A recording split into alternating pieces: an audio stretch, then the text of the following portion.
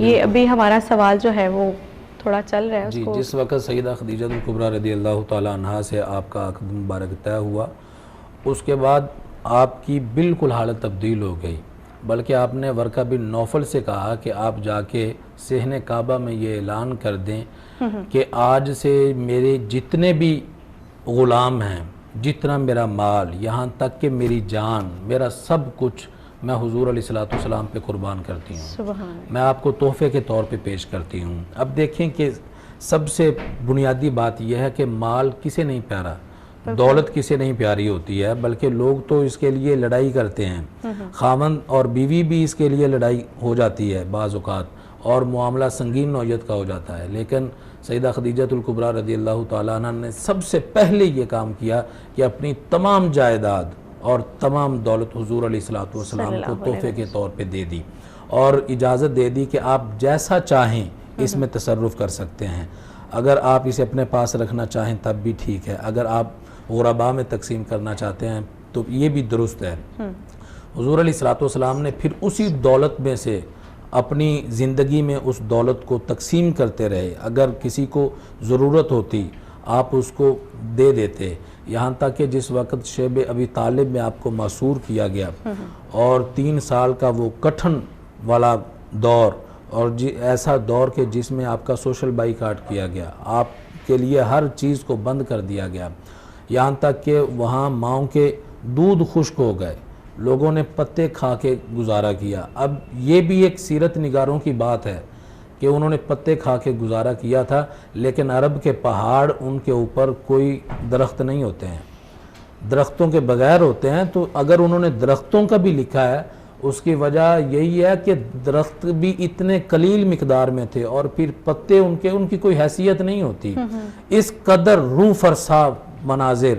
اور وہ یہ تڑپا دینے والے واقعات اس دور میں بھی حضور علیہ الصلوۃ والسلام کی اہلیہ نے آپ کے ساتھ وہ تعاون کیا کہ تاریخ انسانی اس کی مثال دینے سے قاصر ہے. وہاں جتنے بھی لوگ تھے ان کے کھانے کا اگر انتظام ہوتا تھا تو وہ سیدہ خدیجہ الکبریٰ رضی اللہ تعالیٰ عنہا کی طرف سے ہوتا تھا، اور اگر کسی کو کوئی ضرورت ہوتی وہ بھی آپ اپنے مال سے پوری کیا کرتی تھیں. اور اس کے علاوہ ساری زندگی میں آپ نے حضور علیہ الصلوۃ والسلام کے ساتھ تقریباً 25 برس گزارے ہیں، لیکن ایک مرتبہ بھی تاریخ گواہ ہے، کسی سیرت نگار نے ایسا نہیں لکھا ہے کہ آپ نے ایک مرتبہ بھی شکوہ کی زبان دراز کی ہو، کوئی ایک شکوہ ہی کیا ہوا ہو. بلکہ جس وقت آپ کا آخری وقت آیا، وصال آپ کا قریب آ گیا، تو آپ نے حضور علیہ الصلوۃ والسلام کو بلایا اور بلا کے عرض کرنے لگیں، یا رسول اللہ صلی اللہ علیہ وسلم، میں جان چکی ہوں کہ داعی اجل قریب آ رہا ہے، میرے وصال کا وقت قریب آ گیا ہے، میری 3 خواہشیں ہیں. زندگی میں نے کبھی کوئی خواہش نہیں کی ہے، میری 3 خواہشیں ہیں. سب سے پہلی خواہش یہ ہے کہ یا رسول اللہ صلی اللہ علیہ وسلم، جس طرح آپ کی خدمت کرنے کا حق تھا میں اس طرح آپ کی خدمت کا حق ادا نہیں کر سکی ہوں، تو میں یہ چاہتی ہوں کہ یا رسول اللہ صلی اللہ علیہ وسلم، میرے آخری وقت میں کیا آپ مجھ پہ راضی ہیں؟ آپ راضی ہو جائیں. دیکھیں کہ سب کچھ لٹا دیا ہے، بالکل کچھ بھی پاس نہیں رکھا ہے، اور اس قدر آپ نے حوصلے کا مظاہرہ کیا، اس قدر آپ نے ہمت کا مظاہرہ کیا. ہمارے شیخ کامل پیر سردار احمد عالم صاحب حافظہ اللہ تعالی جب اس طرح کے واقعات کو پڑھتے ہیں نا تو وہ پڑھ ہی نہیں سکتے ہیں. اس طرح کے واقعات جو ہی ان کے سامنے بیان کیے جاتے ہیں وہ تڑپ اٹھتے ہیں، ان کی آنکھوں سے آنسو جاری ہو جاتے ہیں. اور وہ فرمایا کرتے تھے کہ ہمارے استاد محترم مولانا عطا محمد بندیالوی صاحب رحمۃ اللہ تعالی علیہ وہ ایسے تھے کہ جس وقت ہمیں کتاب المناقب پڑھایا کرتے تھے، امہات المومنین اور اہل بیت اطہار صحابہ کرام رضوان اللہ علیہم اجمعین، جب ان کے مناقب ہمیں پڑھایا کرتے تھے، جتنے دن آپ ان کی باتیں ہمیں بتاتے، سبق پڑھاتے، ہم دیکھتے کہ آپ کی طبیعت میں ایک اضطراب اور قلق ہوتا، طبیعت بے چین ہوتی، کوئی لمحہ ایسا نہیں ہوتا تھا کہ آپ کی آنکھوں سے آنسو رک جائیں، آپ کی آنکھیں ہر وقت اشک بار رہتی تھیں. تو اس قدر آپ نے مناظر کا اور وہ ان واقعات کا مقابلہ کیا، لیکن پھر بھی آپ یہی فرما رہی ہیں کہ یا رسول اللہ صلی اللہ علیہ وسلم آپ مجھ پہ راضی ہو جائیں. اور دوسری خواہش یا رسول اللہ صلی اللہ علیہ وسلم یہ ہے کہ جب قیامت کا دن ہوگا تو اس وقت آپ میرے ساتھ رہنا، آپ کا میں قرب چاہتی ہوں، آپ مجھ سے دور نہ ہونا، آپ کی جدائی مجھ سے برداشت نہیں ہوگی۔ اور تیسری خواہش یہ ہے کہ یہ میری بیٹی ہے فاطمہ، چھوٹی ہے، اس کا خیال رکھنا، اس سے محبت کرنا۔ صرف یہ 3 خواہشیں کی ہیں۔ اور جس وقت آخری وقت آیا، بیٹی کو بلایا اور کہا کہ بیٹی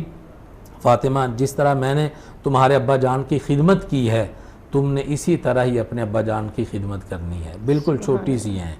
تو یہ آپ کا ایک تعلق تھا کہ حضور علیہ الصلوۃ والسلام آپ کے وصال کے بعد بھی ہمیشہ آپ کو یاد رکھا ہے، کسی بھی وقت آپ کو فراموش نہیں کیا ہے۔ بلکہ سیدہ عائشہ صدیقہ رضی اللہ تعالی عنہا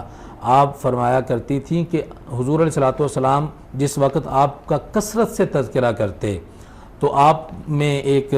رشک ہوتا ہے۔ آپ فرماتے ہیں کہ مجھے کسی بھی حضور علیہ الصلوۃ والسلام کی بیوی پہ رشک نہیں آیا جس قدر مجھے سیدہ خدیجہ کے اوپر رشک آیا ہے، کہ آپ ان سے اس قدر والہانہ محبت کرتے ہیں کہ ہر وقت ان کا تذکرہ۔ ایک دن میں نے آپ سے عرض کیا یا رسول اللہ صلی اللہ علیہ وسلم، آپ قریش کی ایک بڑھیا کا تذکرہ کر کے اپنی جان کو پگھلاتے رہتے ہیں اور آنسو بہاتے رہتے ہیں، آپ کو اللہ تبارک و تعالیٰ نے ان سے بہتر، یعنی وہ بڑھیا تھی اور